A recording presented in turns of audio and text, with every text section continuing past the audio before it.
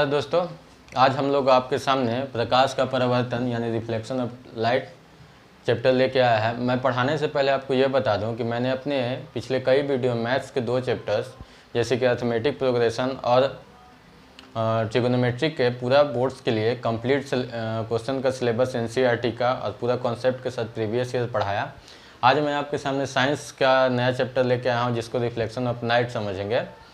तो इसको पढ़ाने से पहले मैं चाहूँगा कि जो भी स्टूडेंट्स हमारे चैनल से पहली बार जुड़े हैं देखे हैं वो हमारे चैनल को सब्सक्राइब करें ताकि आपको मैथ्स साइंस और सोशल साइंस का कंप्लीट प्रिपरेशन इस चैनल में करवाया जाए और अधिक से लोगों से शेयर कीजिए ताकि हमारा भी हौसला बढ़ा रहे। तो चलिए हम लोग समझते हैं कि प्रकाश का परावर्तन आखिर के होता क्या है। प्रकाश का परावर्तन, तो पहला सबसे वर्ड जो आपको दिख रहा होगा वो वर्ड दिख रहा होगा प्रकाश। आखिर के ये प्रकाश होता क्या है, पहला पॉइंट आ गया कि आखिर के ये प्रकाश होता क्या है। मैं अपने ऑफलाइन स्टूडेंट के स्टूडेंट से पूछा कि आखिर के प्रकाश क्या होता है, प्रकाश होता क्या है बच्चे। तो वो स्टूडेंट बताया कि सर मेरे पड़ोस में एक ऑटो ड्राइवर है वो प्रकाश है। अब देखिए बच्चे का दिमाग कहाँ गया है कि मेरे पड़ोस में एक ऑटो ड्राइवर वो उनका नाम क्या है, प्रकाश। मैंने पूछा कैसे वो प्रकाश है, तो वो बोला कि उनका नाम सर प्रकाश है। कई बच्चे ये समझते हैं, प्रकाश वो नहीं समझना है। हम लोग साइंस पढ़ रहे हैं इसलिए साइंस के दृष्टिकोण से देखना है कि प्रकाश होता क्या है। तो प्रकाश का अलग अलग बुक्स में से अलग अलग डिफिनीसन होता है, लेकिन मैं आपको एक सिंपल से डिफिनीसन समझाना चाहूँगा किसी डिफिनीसन के थ्रू कि प्रकाश होता क्या है। प्रकाश सिंपल से डिफिनीशन परिभाषा यह है कि प्रकाश वह कारक है या प्रकाश ऊर्जा का वह माध्यम है जिसकी सहायता से हम किसी वस्तु को देख सकते हैं। क्या बोला मैंने, प्रकाश ऊर्जा का वह साधन है या प्रकाश वह कारक है जिसकी सहायता से हम किसी वस्तु को देख सकते हैं। अब बात आ गया कि क्या प्रकाश से ही हम किसी वस्तु को देख सकते हैं? नहीं, सिर्फ प्रकाश होने से ही हम किसी व्यक्ति को नहीं देख सकते। आप जीवन में अपने बहुत से ऐसे व्यक्ति से भी मिले होंगे जो देख नहीं पाते हैं, जिनकी देखने की क्षमता खत्म हो चुकी है। क्या वो व्यक्ति के लिए प्रकाश नहीं है? वो व्यक्ति के लिए भी प्रकाश है, लेकिन फिर भी वो व्यक्ति नहीं देख पाता है। क्यों? क्योंकि प्रकाश तो है लेकिन देखने के लिए जो महत्वपूर्ण चीज़ है आँख, उनके पास वो क्षमता नहीं है। उनका आँख के देखने की क्षमता खो चुका है, इसलिए देखने के लिए प्रकाश की आवश्यकता है और साथ ही साथ हमारे आँख का भी ठीक होना काफ़ी ज़रूरी है, तभी जाके हम किसी वस्तु को देख पाएंगे। अब समझने वाला बात है कि क्या आप किसी अंधेरे कमरे में, एक कमरा है जो कि अंधेरा है, मान लीजिए आप घर में अंधेरे कमरे में जाते हैं, अपनी कलम पेन खोज रहे हैं, ढूंढ रहे हैं, या तो आप किसी बुक को ढूंढ रहे हैं, तो क्या आप अंधेरे कमरे में देख पाएंगे? नहीं, आपको उस कमरे में लाइट की व्यवस्था होनी चाहिए, प्रकाश की व्यवस्था होनी चाहिए, तभी जाके आप उस वस्तु को, उस बुक को या उस कलम को आप ढूंढ पाएंगे, वहाँ से ले पाएंगे। तो यानी कि प्रकाश वह कारक है जिसकी सहायता से हम किसी वस्तु को देख सकते हैं। प्रकाश ऊर्जा का स्रोत है, प्रकाश की सहायता से ऊर्जा की भी प्राप्ति होती है। सोलर लाइट आप देखते होंगे एनर्जी को कंजर्व करता है, सनलाइट को सूर्य के प्रकाश को कंजर्व करता है, अपने में रखता है, और ताकि उससे फिर प्रकाश उत्पन्न होता है। तो प्रकाश के बारे में समझे। अब प्रकाश के कुछ गुण के बारे में जानेंगे। प्रकाश का सबसे पहला गुण है कि प्रकाश जो है वो वायु में यानी कि 3.10⁸ मीटर पर सेकेंड, यानी कि निर्वात में यानी वैक्यूम में प्रकाश की चाल कितनी होती है? 3 × 10⁸ यानी 3 लाख मीटर पर सेकंड। पृथ्वी तक सूर्य का प्रकाश पहुंचने में, हम किसकी बात कर रहे हैं? सूर्य के प्रकाश पहुंचे 8 मिनट 6 सेकंड का समय लगता है। क्या यहाँ पे एक और पॉइंट मैं आपको लिख के बताना चाहूँगा कि पृथ्वी पर सूर्य का प्रकाश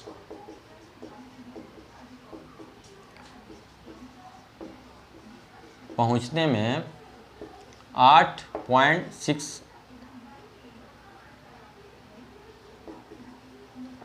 सेकेंड का 8 यानी कि 8 मिनट्स, यहाँ सिंपल से समझिएगा 8 मिनट, यहाँ मैं इस तरह से लिख देता हूँ 8 मिनट और 6 सेकेंड का समय लगता है। कितना लगता है? 8 मिनट 6 सेकेंड का समय सूर्य के प्रकाश को पृथ्वी तक पहुँचने में लगता है। प्रकाश हमेशा सीधी रेखा में गमन करती है। कैसी रेखा में गमन करती है?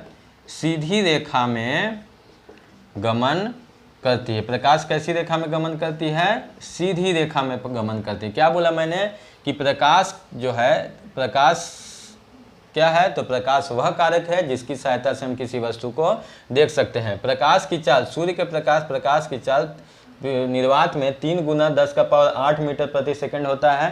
पृथ्वी पर सूर्य का प्रकाश पहुंचने में 8 मिनट 6 सेकंड का समय लगता है। और जो सूर्य की प्रकाश होती है वो कैसी रेखा में गमन करती है? हमेशा सीधी रेखा में गमन करती है। अब आते हैं अगले पॉइंट पर कि हम लोग को देखने के लिए आँख की ज़रूरत है, साथ ही साथ प्रकाश की ज़रूरत है। फॉर एग्जाम्पल, अगर मान लीजिए आप ये स्केच को देख रहे होंगे, तो इस स्केच को आप किस तरह से देख रहे हैं? देखने का साइंटिफिक रीजन क्या है? प्रकाश तो है ही, आँख तो है ही, लेकिन फिर क्या रीजन है जिसके कारण हम देख सकते हैं?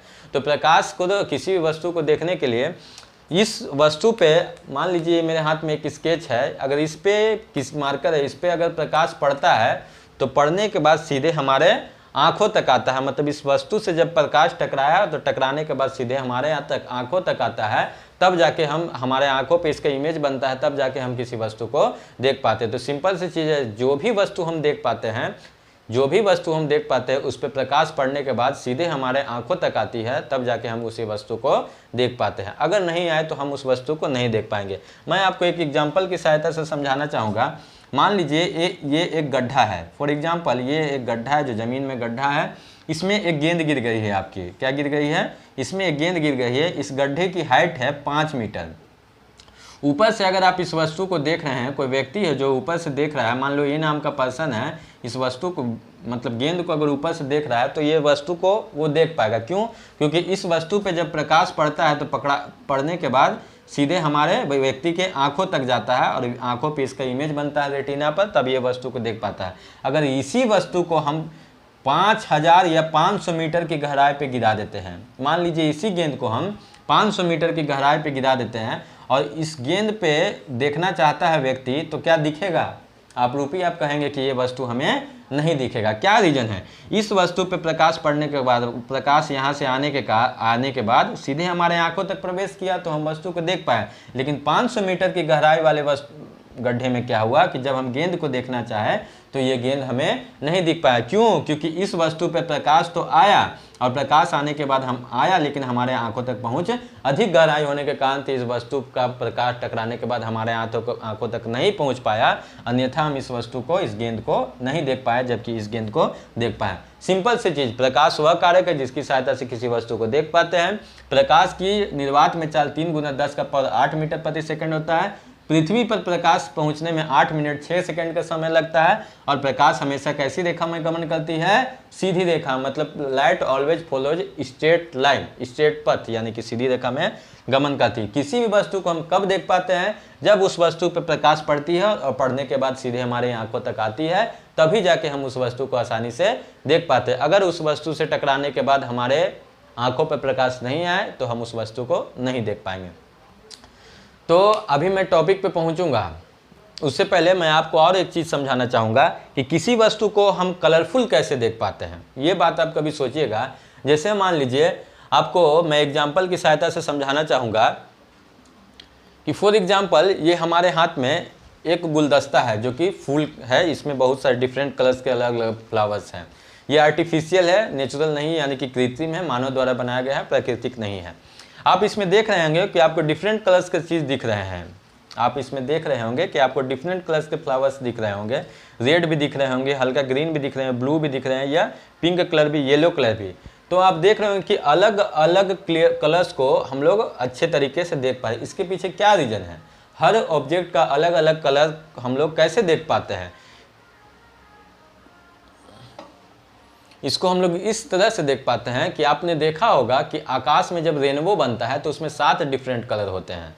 रेनबो जब बनता है तो उसमें कितने कलर होते हैं? 7 कलर होते हैं। यानी कि जो भी सूर्य के प्रकाश होती है, जो भी लाइट होते हैं, उसमें 7 डिफरेंट कलर्स होते हैं। उसमें कितने होते हैं? 7 डिफरेंट कलर होते हैं। जब भी उस पे ऑब्जेक्ट पे, जब भी उस पे अलग अलग 7 रंग होते हैं, जब भी उस ऑब्जेक्ट पे प्रकाश पड़ता है, फॉर एग्जाम्पल फिर से मैं लेकर समझाऊंगा। जैसे मान लीजिए इस पीस रेड कलर पे सूर्य का प्रकाश पड़ा, तो 7 कलर में से 6 कलर्स को, कितने कलर्स को कहा मैंने? 6 कलर्स को वो अपने पे कंजर्व कर लेता है, मतलब अपने आप रख लेता है और एक कलर को वापस परावर्तित कर देता है, और यही एक कलर जो है हमारे आंखों तक पहुंचता है, सूर्य का प्रकाश, इसी एक रंग का प्रकाश हमारे आंखों तक पहुंचता है, तब जाके हम उस वस्तु को देख पाते हैं। अगर हमको ये पिंक कलर दिख रहा है, अगर ये हमको पिंक कलर दिख रहा है, तो हमें इसमें पिंक दिखने का कारण क्या है कि वो 7 कलर में से, कितने कलर में से, 7 कलर्स में से 6 कलर्स को अपने आप में कंजर्व कर लिया, यानी कि सोख लिया, और एक कलर को परावर्तित कर देता है। यही कलर हमारे आंखों तक, प्रकाश का कलर हमारे आंखों तक पहुंचता है और हम वस्तु को आसानी से देख पाते हैं। मतलब आपने देखा कि सभी रंगों को, अलग अलग वस्तु का अलग अलग दिखने का कारण क्या है, क्योंकि सूर्य के प्रकाश में 7 रंग होते हैं, बाकी जो कलर्स का वस्तु होता है उस 6 कलर्स को प्रकाश सोख लेता है और एक कलर को वापस कर देता है। अब आप लोग सोचते होंगे कि गर्मी, हम पढ़ाएंगे अभी आपको ये चैप्टर, लेकिन मैं प्रकाश का परिवर्तन, लेकिन कुछ प्रकाश के बारे में आपको डिटेल बताना चाहूँगा जो और चैनल्स में आपको नहीं मिलेगा। आप गर्मियों के दिनों में देखता हो, ये काफ़ी इंपॉर्टेंट क्वेश्चन है कि काला रंग के बारे में आपका क्या कहना है। काला रंग जो ब्लैक कलर्स का कोई भी ऑब्जेक्ट होता है उसके बारे में क्या है, तो ब्लैक कलर्स के ऑब्जेक्ट्स में ये होता है कि सूर्य का प्रकाश जब ब्लैक कलर के वस्तु में, आप देखते होंगे कि गर्मी के दिनों में जब हम ब्लैक कलर का कपड़ा पहनते हैं, सूर्य बाहर निकलते हैं, तो वो हमें और गर्मी महसूस होता है, लगता है कि तुरंत इस कपड़े को उतार दो और दूसरे कलर का कपड़ा पहन ले। इसके पीछे कारण क्या कि ब्लैक कलर का कपड़ा जो होता है, ये ड्रेस जो होता है, ये कलर जो होता है, कोई वस्तु उस सूर्य के प्रकाश के सभी रंगों को ऑब्जर्व कर लेता है, सभी रंगों को ऑब्जर्व करने लेता है। इसके कारण उसमें हीट की बढ़ोतरी हो जाती है और हमें अधिक से अधिक गर्मी लगने लगता है। जबकि सफ़ेद रंग में बहुत कम नाम मात्र का प्रकाश का ऑब्जर्वेशन होता है, इसलिए सफ़ेद कलर का कपड़ा हमें उतना गर्मी नहीं प्रदान करता। क्वेश्चन आता है कि काले रंग की अपेक्षा, सफ़ेद रंग की अपेक्षा काले रंग का कपड़ा पहनने पे हमें अधिक गर्मी महसूस क्यों होती है। ये क्वेश्चन काफ़ी इंपॉर्टेंट है। तो इसका जवाब होगा कि काले रंग के कपड़े में सूर्य के प्रकाश को पूरे भाग को ऑब्जर्व यानी रिजर्व कंजर्व करने की क्षमता होती है, सोखने की क्षमता होती है, जिसके कारण काला रंग पहनने से हमें अधिक गर्मी महसूस होता है कपड़ा पहनने से, जबकि सफ़ेद रंग में कंजर्व करने की क्षमता कम होती है, जिसके कारण हमें कम गर्मी महसूस होता है। उम्मीद है कि मैंने जितने प्रकाश के बारे में बताया होगा आप उसको अपने साथ कॉपी कलम लेकर नोट डाउन भी करते जाते होंगे, और जितने भी इम्पोर्टेंट फैक्ट्स होंगे वो मैं इसे लिखाते जाऊंगा, आप नोट करते रहिएगा। तो अब हम लोग प्रकाश के चैप्टर में रिफ्लेक्शन ऑफ लाइट के बारे में थोड़ा सा आगे बढ़ते हैं। तो प्रकाश के उत्पन्न करने के आधार पे, मतलब प्रकाश किससे इमिट होता है, मतलब प्रकाश किस वस्तु से उत्पन्न होता है और किस वस्तु से नहीं उत्पन्न होता है, उसके आधार पे 2 भाग में बांटा गया है।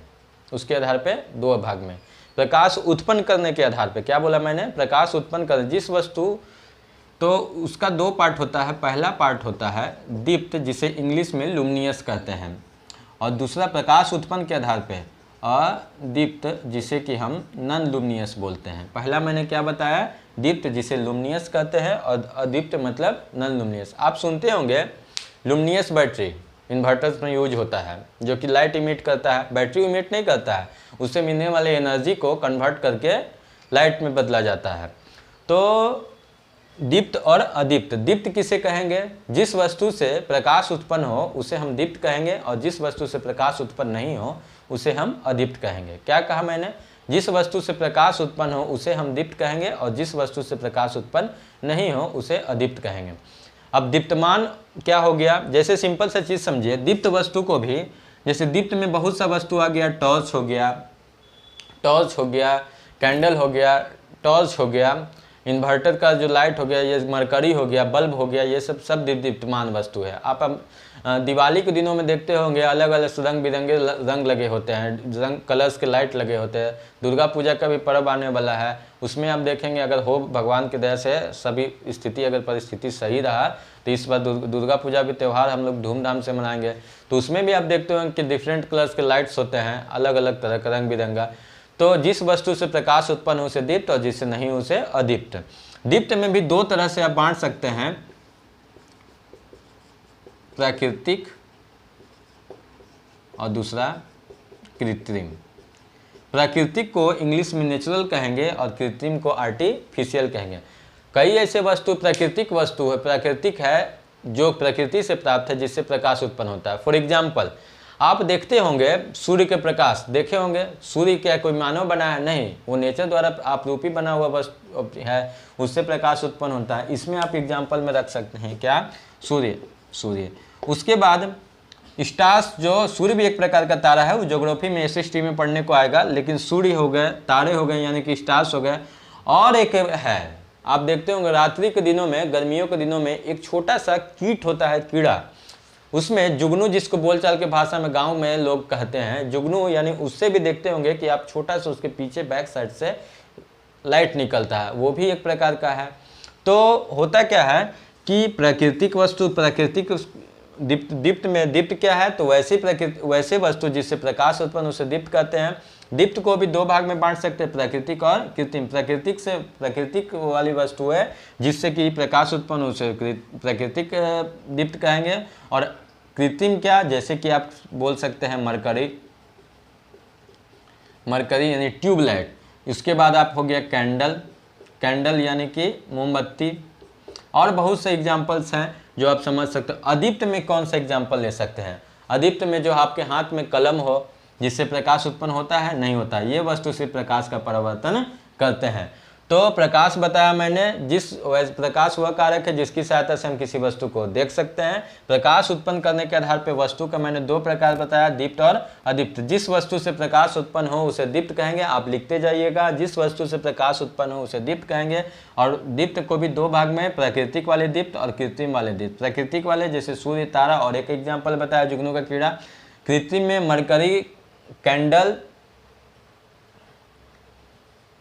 मरकरी हो गया, कैंडल हो गया, और उसके बाद और टॉर्च हो गया, और बहुत सारे हैं जिससे प्रकाश उत्पन्न होते हैं। अदीप्त में बहुत सारे वस्तु है। अदीप्त तो आप अपने आसपास देखेंगे तो बहुत सारे ऐसे वस्तु मिल जाएंगे जिससे प्रकाश, टेबल, कुर्सी, बेंच, और जो भी चीज़, जो आप स्टूडेंट है तो उसी से रिलेट कीजिए। बहुत से ऐसे वस्तु है जिससे प्रकाश उत्पन्न नहीं होते हैं। चलिए तो आगे बढ़ते हैं। एक वर्ड आपने पहले भी सुना होगा जिसको कि किरण कहते हैं। किरण यानी कि रे, किरण यानी कि रे। प्रकाश का ये भाग है, किसी प्रकाशीय वस्तु से, क्या बोला मैंने, किसी भी प्रकाशीय वस्तु यानी कि लुमिनियस यानी दीप्त, किसी भी प्रकाशीय वस्तु से सीधी रेखा में चल रही प्रकाश ही किरण कहलाती है। कैसी रेखा में? सीधी रेखा में। मान लीजिए कि आप यहाँ पे एक टॉर्च जलाते हैं, क्या बोला मैंने, आप यहाँ पर एक टॉर्च जलाते हैं तो टॉर्च से प्रकाश निकलता है, तो ये प्रकाश कैसी रेखा में चलती है? सीधी रेखा में। इससे फैल रही है प्रकाश। तो ये जो प्रकाश, जो सीधी रेखा में चलने वाली प्रकाश होती है, वही क्या कहलाती है? किरण कहलाती है। आपको मैं ये डिफिनीशन के साथ लिखाते जा रहा हूँ, आप उस डिफिनीशन को दिमाग में बैठाते जाइएगा और आगे लिखते जाइएगा। तो किरण क्या है? किसी प्रकाशीय वस्तु से सीधी रेखा में चल रही, किसी प्रकाशीय वस्तु से सीधी रेखा में चल रही प्रकाश ही किरण कहलाती है। किरण को भी आप तीन भाग में बांट सकते हैं, अपसारी यानी कि डाइवर्जिंग, अभिसारी यानी कन्वर्जिंग, और समांतर यानी कि पैरेलल। कितना प्रकार बताया मैंने? पहले क्या बताया मैंने? किरण किसी भी प्रकाशीय वस्तु से सीधी रेखा में चलने वाली प्रकाश ही किरण कहलाती है। किरण को हम तीन भाग में बांटेंगे। पहला भाग है अभिसारी, अपसारी यानी कि डाइवर्जिंग। दूसरा भाग है अभिसारी यानी कि कन्वर्जिंग, और समांतर यानी कि पैरेलल। आप समझेंगे कि डाइवर्जिंग क्या होता है, यानी कि डाइवर्जिंग क्या होता है। डाइवर्जिंग को समझने के लिए मैं एक एग्जांपल लूँगा। मान लीजिए ये एक पॉइंट है, प्रकाशीय पॉइंट है। मान लीजिए ये एक प्रकाशीय पॉइंट है। इस प्रकाशीय पॉइंट से अलग अलग दिशाओं में एक सीधी रेखा प्रकाश निकलती है। तो एक ही बिंदु से, जब एक ही पॉइंट से प्रकाश की किरणें निकले तो वो डाइवर्जिंग कहलाएगी। और कन्वर्जिंग क्या होगी? जब एक ही बिंदु पे, मान लीजिए ये पॉइंट O है, एक ही बिंदु पर प्रकाश आकर एकत्रित होती है या ऑब्जर्व होती है, तो इसे हम कन्वर्जिंग यानी कि अभिसारी कहते हैं। अपसारी क्या होता है? जब एक बिंदु से प्रकाश निकले, तो प्रकाश की किरण निकले तो वो अपसारी किरण होगी। अभिसारी क्या होगी? जब एक ही बिंदु पर, क्या बोला मैंने, जब एक ही बिंदु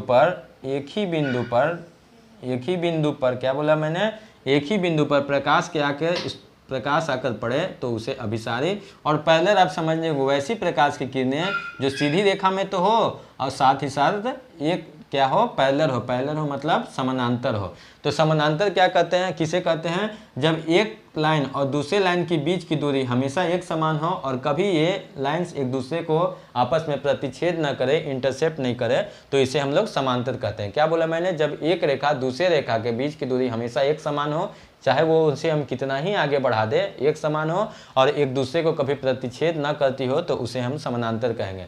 तो फिर से मैं एक बार रिवीजन करना चाहूँगा, किरण क्या होता है? किसी भी प्रकाशीय वस्तु से निकलने वाली प्रकाश ही क्या कहलाती है? किरण कहलाती है। किरण को 3 भाग में बांटा गया है, अपसारी, अभिसारी और समांतर।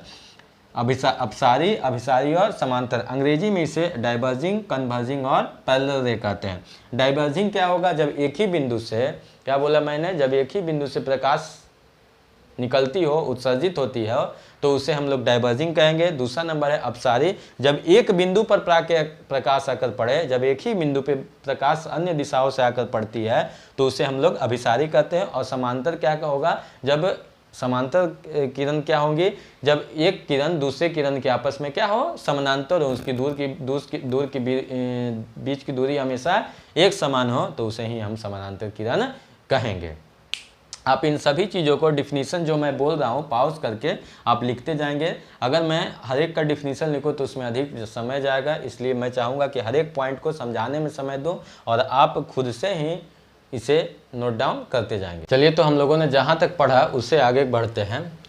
किरण से ही, किरण और पुंज से मिलने के बाद एक वर्ड बन गया किरण पुंज, यानी कि जिसे बीम हम कहते हैं।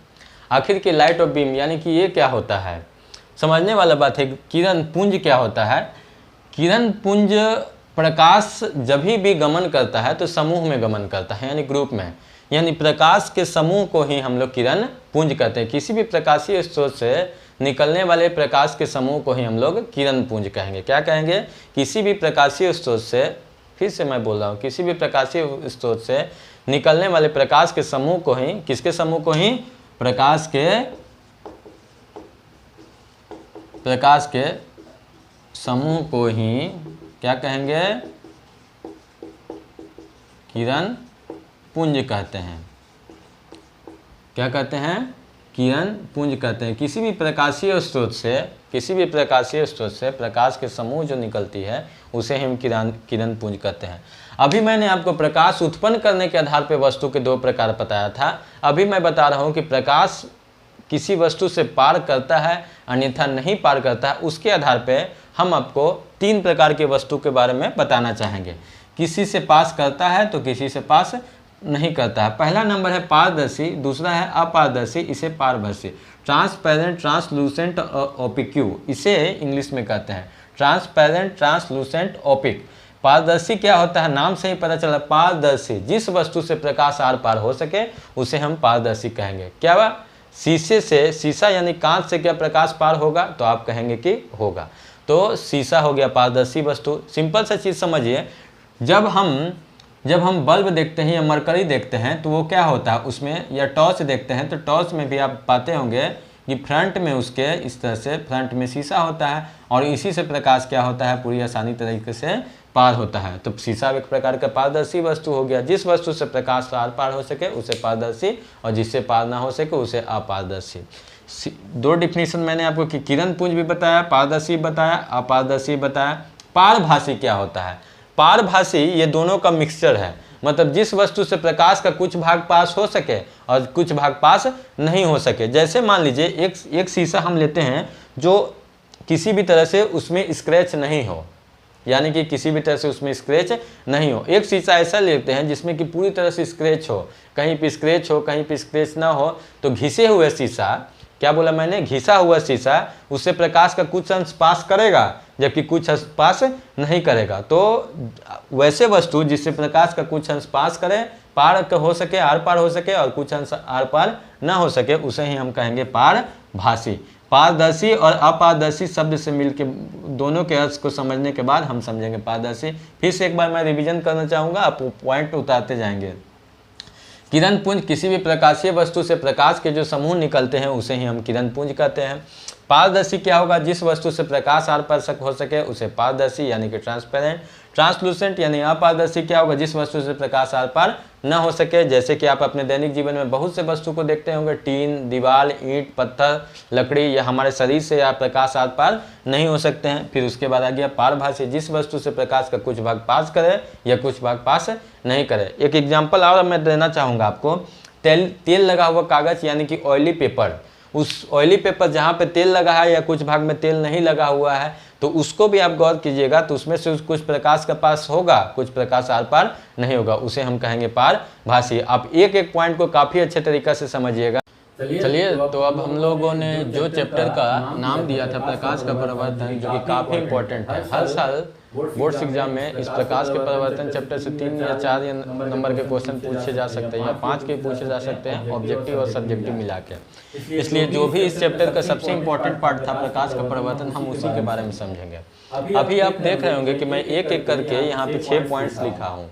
मैं 1 2 3 4 5 एंड 6। पहला पॉइंट है आपतित किरण, दूसरा पॉइंट है आपतन बिंदु। आपतित किरण यानी कि इंसिडेंट से कहते हैं जिसे अंग्रेजी में, आपतन बिंदु यानी इंसिडेंट पॉइंट कहते हैं, परावर्तित किरण जिसे कि रिफ्लेक्टेड रे कहते हैं, आपतन कोण एंगल ऑफ इंसिडेंट, परावर्तन कोण एंगल ऑफ रिफ्लेक्शन, अभिलंब यानी कि नॉर्मल।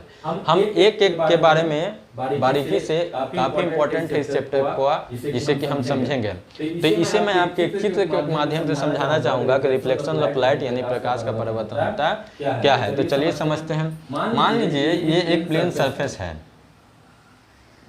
ये एक प्लेन सरफेस है। इस प्लेन सरफेस पे यहाँ पर एक प्रकाशीय स्रोत है यानी दीप्तमान वस्तु, फॉर एग्जाम्पल सूर्य है या कोई भी दीप्तमान वस्तु है। यहाँ से इस पॉइंट पे प्रकाश की किरण आती है, यहाँ से इस पॉइंट से दीप्तमान जगह से इस समतल बिंदु पे प्रकाश की किरण आती है। आने के बाद ये टकरा कर इस बिंदु से प्लेन सरफेस पे, क्या बोला मैंने, प्लेन यानी कि समतल यानी चिकने सतह पर आकर पड़ती है। टकराने के बाद ये इस दिशा में लौटकर चले जाती है। तो जो प्रकाश की किरण, क्या बोला मैंने, जो प्रकाश की किरण किसी समतल बिंदु में आकर टकराती है, इसे ही हम आपतित किरण कहते हैं। क्या बोला मैंने, इसे ही हम क्या कहेंगे, आपतित किरण। पहला पॉइंट क्लियर हुआ। पहला पॉइंट यही क्लियर हुआ कि जब किसी समतल सतह पर जो प्रकाश की किरण आकर टकराती है, जिस बिंदु पे यह आती है, उसे ही हम आपतित किरण कहेंगे। और उसके बाद जिस बिंदु पे आकर टकराती है, समतल सतह पे जिस बिंदु पे आकर टकराती है, उसे ही हम क्या कहते हैं, आपतन बिंदु। क्या बोला मैंने, आपतन बिंदु, जिसे कि हम इंग्लिश में इंसिडेंट पॉइंट कहते हैं। क्या बोला मैंने, इंसिडेंट पॉइंट। जो किरण आती है उसे आपतित किरण, और आने के बाद जिस बिंदु पे आकर टकराती है उसे आपतन बिंदु। उसके बाद टकरा के जो किरण लौटती है, प्रकाश की किरण, जो प्रकाश की किरण टकराने के बाद, क्या बोला मैंने, प्रकाश की किरण टकराने के बाद इस पॉइंट से लौटती है, उसे ही हम परावर्तन के बाद परावर्तित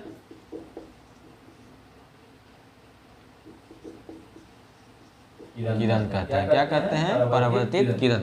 जो प्रकाश की किरण आई उसे आपतन किरण, जिस बिंदु पे आकर टकराई उसे आपतन बिंदु, और टकराने के बाद जो लौटी उसे हम लोग परावर्तित किरण। आपतित किरण और परावर्तित किरण के बीच में, क्या बोला मैंने, आपतित किरण और परावर्तित किरण के बीच में जिस पॉइंट पे टकराई उस पॉइंट से एक लंबवत रेखा होती है, काल्पनिक रेखा होती है, जिसे हम अभिलंब कहते हैं। क्या कहते हैं, अभिलंब, जिसे कि अंग्रेजी में नॉर्मल कहा जाता है। आपने 3 पॉइंट समझ में आया होगा। पहला पॉइंट आपतित किरण, जो प्रकाश की किरण समतल सतह पर आकर टकराती है उसे ही हम आपतित किरण कहते हैं। आपतन बिंदु क्या कहते हैं, जिस बिंदु पे आकर टकराता है उसे ही हम आपतन बिंदु कहते हैं। परावर्तन के बाद जो प्रकाश की किरण लौट कर जाती है उसे परावर्तित किरण कहते हैं, परावर्तित किरण कहते हैं। और उसके बाद परावर्तन कोण और आपतन कोण क्या होता है वो हम समझेंगे। परावर्तन कोण और आपतन कोण क्या होता है। तो आपतित किरण और अभिलंब के बीच में जो कोण बनेगा, क्या बोला मैंने, आपतित किरण और अभिलंब के बीच में जो कोण बनेगा, किसके बीच में, आपतित किरण और अभिलंब के बीच में जो कोण बनेगा, इसी कोण को हम लोग, एंगल को हम लोग आपतन कोण कहेंगे। इसी एंगल को हम लोग क्या कहेंगे, आपतन कोण कहेंगे। आपतित किरण तो आपको समझ में आया, आपतन बिंदु समझ में आया, परावर्तित किरण समझ में आया, आपतन बिंदु समझ में आया, आपतन कोण समझ में आएगा। और आपतित किरण और अभिलंब के बीच में जो कोण बनेगा उसे आपतन कोण कहेंगे। और परावर्तित किरण, क्या बोला मैंने, परावर्तित किरण और अभिलंब के जो बीच में कोण बनेगा, नाम से ही पता चल रहा है, इसे हम परावर्तन कोण यानी एंगल ऑफ रिफ्लेक्शन कहेंगे। आपतित किरण, पहला पॉइंट लेटर इसका इंसिडेंट होता है, इसे इसलिए आई से इंडिकेट करेंगे, और इसका पहला लेटर रिफ्लेक्शन होता है, इसलिए इसे स्मॉल आर से रिफ्लेक्ट करेंगे। यही होता है प्रकाश का परावर्तन। प्रकाश का परावर्तन 10th बोर्ड में इस हर साल लगभग फर्स्ट या सेकंड सीटिंग में इस चैप्टर से सबसे इंपॉर्टेंट इस चैप्टर का यही टॉपिक है। अगर इससे प्रश्न आते हैं कि आप प्रकाश के परावर्तन से आप क्या समझते हैं, प्रकाश के परावर्तन के क्या समझते हैं, उनके सभी पदों को व्यक्त करें। अगर क्वेश्चन आता है 3 मार्क्स या 5 मार्क्स का, तो हमें इस तरह से लिखना है, जब किसी प्रकाशीय स्रोत से किसी समतल दर्पण पर प्रकाश आकर टकराती है और टकराव के बाद लौटने की घटना को ही प्रकाश का परावर्तन कहते हैं। एक बात आपको विशेष ध्यान देना होगा कि जितना डिग्री का एंगल कोण बना के प्रकाश की किरण आती है, उतना ही एंगल का कोण बनाकर वापस भी लौटते हैं। अगर कोई, मान लीजिए कोई सतह है, इस सतह पे अगर लंबवत आती है प्रकाश की किरण, मतलब स्ट्रेट आती है, 90 डिग्री के एंगल बनाकर आती है, तो लौटेगी भी 90 डिग्री के एंगल बनाकर। अगर सीधी रेखा में जाकर टकराती है तो ठीक उसी जिस रास्ते से जाती है उसी रास्ते से ठीक वापस आती है। ये है प्रकाश का एक और प्रॉपर्टी। तो प्रकाश का परावर्तन हुआ जब किसी समतल सतह पे किसी स्रोत से प्रकाश की किरण आती है, आके टकरा कर लौटती है, टकरा कर लौटने के ही घटना को प्रकाश का परावर्तन कहते हैं। प्रकाश का परावर्तन समझने के लिए कुछ पॉइंट था। आपतित किरण, आपतन बिंदु, परावर्तित किरण, आपतन कोण, परावर्तन कोण और अभिलंब। तो आपतित किरण क्या होगा, समतल सतह पे जो प्रकाश की किरण आती है उसे आपतित किरण, जिस बिंदु पे आकर टकराती है उसे आपतन बिंदु, और परावर्तन के बाद जो किरण वापस लौटती है उसे परावर्तित किरण। और आपतित किरण और अभिलंब के बीच, किसके बीच में, आपतित किरण और अभिलंब के बीच में बनने वाले कोण को ही आपतन कोण कहते हैं। नाम से ही पता चल रहा है, आपतित आपतन, आपतित और आपतन दोनों एक दूसरे से रिलेटेड है। और परावर्तित किरण और अभिलंब के बीच में बनने वाले को ही परावर्तन कोण कहते हैं। तो जितने डिग्री का एंगल बना के आएगा उतना ही डिग्री का एंगल बना के लौटेगा। अगर सीधी रेखा में आती है, लंबवत आती है, तो लंबवत ही वो उस रास्ते में वापस लौटेगी। ये किरण का, इसके कुछ नियम होते हैं। प्रकाश के परावर्तन क्या है, क्वेश्चन आता है बोर्ड्स के एग्जाम में कि प्रकाश का परावर्तन क्या है और परावर्तन के कितने नियम हैं और वो नियम क्या होते हैं। तो आपको समझना होगा कि प्रकाश के परावर्तन के 2 नियम होते हैं।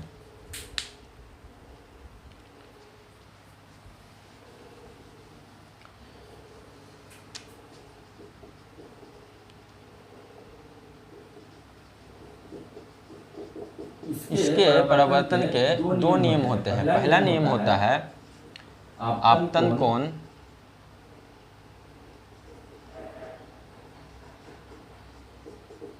बराबर परावर्तन कोण। सेकंड नंबर का जो इसका नियम है, आपतित किरण अभिलंब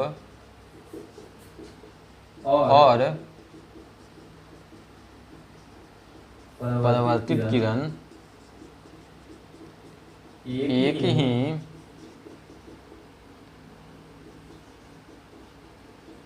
बिंदु पर होती है। क्या बोला मैंने कि आपतन कोण बराबर परावर्तन कोण, मतलब जितने डिग्री का कोण बनाकर आएगा उतना ही डिग्री का कोण बनाकर आएगा तो जाएगा। यानी प्रकाश के परावर्तन के 2 नियम होते हैं, यानी एंगल ऑफ इंसिडेंट और एंगल ऑफ रिफ्लेक्शन आपस में बराबर होंगे, पहला नियम। दूसरा नियम हो गया कि आपतित किरण और अभिलंब और परावर्तित किरण तीनों एक ही बिंदु पे होगा। किस बिंदु पे होगा, एक ही बिंदु पे। मतलब कि पहला नियम है आपतन कोण बराबर परावर्तन कोण, दूसरा नियम मतलब angle of incident angle of reflection के बराबर होगा। यानी जितना डिग्री का एंगल बना के आपतित किरण आती है अभिलंब के साथ, उतना ही डिग्री के परावर्तित किरण अभिलंब के साथ एंगल बनाकर जाती है। दूसरा नियम है आपतित किरण यानी कि एंगल ऑफ इंसिडेंट, आपतित इंसिडेंट रे, अभिलंब यानी कि नॉर्मल और परावर्तित किरण यानी कि रिफ्लेक्शन रे, तीनों रेखा एक ही बिंदु पर होती है। यह है परावर्तन के नियम। तो हमने आज रिफ्लेक्शन ऑफ लाइट सीखा। रिफ्लेक्शन ऑफ लाइट से समझने से पहले कुछ पॉइंट समझा कि प्रकाश क्या है। पहला पॉइंट, प्रकाश उत्पन्न करने के आधार पर वस्तु को मैंने दो प्रकार पे बताया, दीप्त और अदीप्त। जिस वस्तु से प्रकाश उत्पन्न उससे दीप्त और जिससे उत्पन्न ना उससे अदीप्त। फिर उसके बाद मैंने किरण के बारे में बताया। सीधी रेखा में गमन करने वाली प्रकाश की क्या कहलाती है? किरण कहलाती है। किरण को मैंने तीन प्रकार में बताया, अपसारी, अभिसारी और समानांतर। अपसारी में मैंने क्या बताया? एक पॉइंट सर, एक पॉइंट से प्रकाश जो निकलती है उसे ही हम उसे अपसारी कहते हैं। अभिसारी क्या बताएं? एक ही पॉइंट पर प्रकाश आती है, बहुत सारे प्रकाश किरणें आकर एक ही मिलती है, उसे हमने बताया अभिसारी। और समानांतर क्या बताया? जब एक किरण दूसरे किरण के आपस में समानांतर यानी कि सीधी रेखा में गुजरती है उसे समानांतर बताया। किरण पुंज फिर मैंने बताया, किरण पुंज क्या बताया? किरणों के समूह को ही हम लोग किरण पुंज कहेंगे। फिर प्रकाश किस वस्तु से पास हो सकता है और किस वस्तु से पास नहीं हो सकता है, उसके आधार पर हमने वस्तु तीन प्रकार से बताया, पारदर्शी, अपारदर्शी और पारभासी यानी कि ट्रांसपेरेंट, ट्रांसलूसेंट और ओपिक। तो पारदर्शी बताया जिस वस्तु से प्रकाश पार हो सके उसे पारदर्शी, और जिस वस्तु से प्रकाश पार नहीं हो सके उसे अपारदर्शी। और प्रकाश का जितना भाग किसी वस्तु से, जिस वस्तु से प्रकाश का कुछ भाग पास हो सके और कुछ भाग पास नहीं हो सके उसे हमने पारभासी का नाम दिया। फिर सबसे इंपॉर्टेंट टॉपिक जो आपको बताया प्रकाश का परावर्तन, जो कि चैप्टर का हेडिंग मैंने दिया था, इससे ही क्वेश्चन अधिकतर पूछे जाते हैं। तो प्रकाश का परावर्तन क्या बताया? किसी समतल सतह पर, क्या बोला मैंने? चिकने सतह पर जो प्रकाश आती है और टकरा के लौटने के घटना को ही प्रकाश के परावर्तन कहते हैं। उसके लिए मैंने आपको कुछ पॉइंट बताया, आपतित किरण, आपतन बिंदु, परावर्तित किरण, आपतन कोण और परावर्तन कोण। प्रकाश की जो किरण आती है, प्रकाश की जो किरण किसी समतल सतह पे आकर टकराती है उसे आपतित किरण, टकराने के बाद जो लौटती है उसे परावर्तित किरण और अभिलंब मतलब कि आपतन, और जिस बिंदु पे आती है उसे आपतन बिंदु, और आपतन बिंदु से लंबवत रेखा जो काल्पनिक रेखा होती है उसे ही हम लोग कहते हैं अभिलंब। इसके दो नियम बताया मैंने। पहला नियम कि आपतन कोण और अभिलंब। आपतन कोण क्या बताया? कि आपतित किरण और अभिलंब के बीच बनने वाले कोण को आपतन कोण, और परावर्तित किरण और अभिलंब के बीच में बनने वाले को परावर्तन कोण। और दो नियम होते हैं, बहुत इंपॉर्टेंट है। इसके क्वेश्चन आते हैं कि प्रकाश के परावर्तन क्या है, इनके दोनों नियमों का उल्लेख करें। What is the reflection of light and describe about the it's rule, मतलब इसके नियमों के बारे में वर्णन करें। तो आपतन कोण और परावर्तन कोण आपस में बराबर यानी कि angle of incident angle of reflection के बराबर होगा। आपतित किरण, अभिलंब और परावर्तित किरण तीनों एक ही बिंदु पर होंगे। यही इनके दो नियम, तीन नियम हैं, दो नियम हैं। आपको इनके बारे में काफ़ी अच्छे से डिटेल में समझना होगा। अगले इसी चैप्टर का मैं आपको पार्ट 2 दूंगा, जिसमें कि गोलीय दर्पण के बारे में होगा, स्फेरिकल मिरर के बारे में होगा। स्फेरिकल मिरर क्या होता है, उसमें वक्रता त्रिज्या यानी सेंटर ऑफ कर्वेचर क्या होता है, फोकस क्या होता है, पोल क्या होता है, इन सभी चीज़ों के बारे में आपको डिटेल से पढ़ाया जाएगा। ये काफ़ी इंपॉर्टेंट टॉपिक है और आप पूरे इस वीडियो को पूरी अच्छे तरीके से नोट्स डाउन करके अपना एक नोट तैयार करिए और उसको आप अच्छी तरीके से तैयार किए। मैं 100% गारंटी देता हूँ कि आपके बोर्ड्स एग्जाम में कोई भी क्वेश्चन छूटने वाले नहीं होंगे। इस वीडियो को अधिक से अधिक लोगों से शेयर कीजिए। तब तक के लिए मैं अगले वीडियो में आपसे फिर से मिलता हूँ। तब तक के लिए जय हिंद, जय भारत।